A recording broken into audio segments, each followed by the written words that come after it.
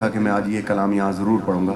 اسد شاہ صاحب، میں کبھی نہیں سوچ کے آتا کہ کون سا نوحہ مجھے پڑھنا ہے، لیکن یہ کلام ایسا ہے کہ آج چیلوں کی رات ہے اور یہ میری ماں بہت سنتی تھی۔ میں یہی 2-3 دن گزرے کہ ہماری اماں کی پہلی برسی تھی کہ جنہوں نے ہم کو نوحہ خان بنایا، تو وہ ہمیشہ سنتی تھی، کہتی تھی سرور یہ پڑھ دیا کرو۔ وہ آئی ہیں بیویوں میں، وہ بھی بیٹھی ہیں، آپ کی جو مائیں دنیا میں نہیں ہے وہ بھی سب آئی ہیں اور وہ سب سن رہی ہوں گی اس وقت۔ اور یہ کلام قبلہ بس یہ روشنیاں ذرا سی کم کرو کہ میں بہت عجیب کلام پڑھنے والا ہوں۔ یہ روشنی ایسا کلام ہے کہ روشنیاں تمہیں خود بری لگیں گی۔ بس ایسا ہو کہ یہ صرف ذری کی لائٹ جلے اور کوئی بھائی مجھے ذرا موبائل سے وہ دے دینا، لائٹ ہوتا ہے ذرا سا ایسی بیٹھ کے ذرا دے دینا، بس ایک آدمی، اور اس کے بعد کھڑے ہو کے ماتم کریں گے انشاءاللہ۔ جزاک اللہ۔ شہنشاہ بھائی، ہاں اوکے، بیٹھو بابا بیٹھو، ایسے بیٹھو جیسے شام غریباں میں بیٹھتے ہو۔ اے بھائی ذرا لائٹیں ذرا تھوڑا مہربانی ہے۔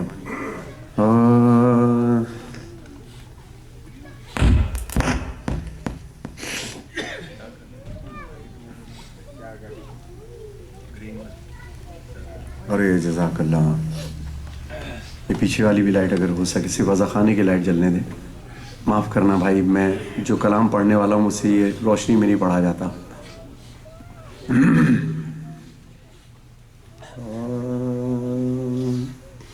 جزاک اللہ جزاک اللہ، تھوڑی مہربانی مہربانی بھائی جان، مہربانی۔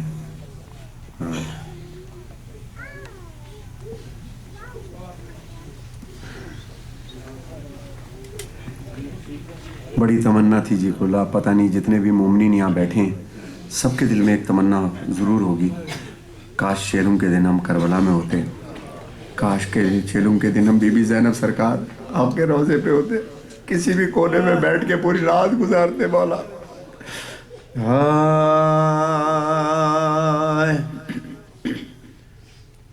زندان کے دروازے پہ کھڑے ہو کے ایک معصومہ ہرانے جانے والے سے کہتی ہے، کیا تو میرے بابا کے پاس جا رہا ہے تو کہنا کہ بیٹی تیری یاد میں روتی ہے۔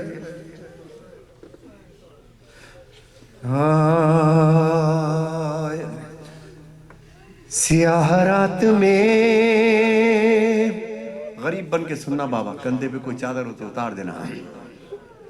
سیاہ رات میں زنداں کے در پہ رو رو کر سکینہ کہتی ہے بابا یہ شب ستاتی ہے، جدائی آپ کی اس پر یہ خاک کا بستر، کہیں اندھیرے میں بچوں کو نیند آتی ہے۔ تو یہ سن کے زینب، یہ سن کے زینب مظلوم بولی غم نہ کرو، کہانی کہتی ہوں میں ایک، سنو سکینہ سنو۔ اس روتی ہوئی بچی سکینہ کو شہزادی نے اپنی گود میں اٹھایا اور خاک پہ بیٹھ گئی، اس کے بالوں میں ہاتھ پھیرتے ہوئے اپنی کہانی اس طرح سناتی ہے کہ معصومہ کے دل پہ کوئی چوٹ نہ لگے۔ قبلہ پہلے مصرے میں روتے وقت گریا کرتے وقت اپنے برابر والے کی پرواہ نہ کیا کرو، نہ جانے کس کا چہرہ امام زین العابدین کو دیکھ لیں اور آپ کی نسلیں بامراد ہو جائیں۔ خاک پہ بیٹھ کے شہزادی زینب اپنی کہانی کہتی ہیں، پہلے مصرے میں پوری داستان ہے، پورا نوحہ ہے۔ بی بی کہتی ہیں سکینہ کہانی سنو، ایک شہنشاہ تھا یثرب میں رہا کرتا تھا، اس کا گھر وہ تھا کہ قرآن جہاں اترا تھا، در پہ جبریل صدربان رہا کرتا تھا، اس کا آنگن بھی ستاروں سے بھرا رہتا تھا، اس کے دروازے سے خالی نہ کوئی جاتا تھا، آسماں اس کی سخاوت کی قسم کھاتا تھا۔ اس کے بابا کو در علم کہا جاتا تھا کہ ماں نے شہزادی کونین لقب پایا تھا۔ اس کے بیٹوں میں نظر عکس نبی آتا تھا، اور بیٹیوں کو گل پاکیزہ کہا جاتا تھا۔ اس کے ایک بھائی کی رگ رگ میں وفا رہتی تھی، اور ایک بہن ساتھ میں سائے کی طرح رہتی تھی۔ ایک دن کیا ہوا، وہ گھر سے سفر پر نکلا، اس کا سب کنبہ بھی قرآن کی حفاظت کو چلا۔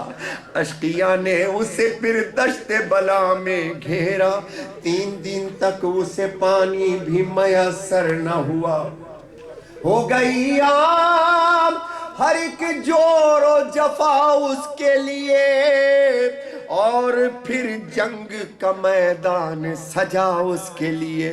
اس کے ایک بیٹے کے سینے میں سینہ ٹوٹ گئی، بھائی کے ہاتھ کٹے، تیر لگا، مشک چھدی، لاش پامال بھتیجے کی بھی مقتل میں ہوئی، بے زباں قتل ہوا، اس کا چھری اس پہ چلی۔ اب آپ جس طریقے سے بیٹھے ہو، جس طریقے سے بیٹھے ہو، بی بی کہتی ہیں اس شہنشاہ کے کنبے پہ غریبی چھائی،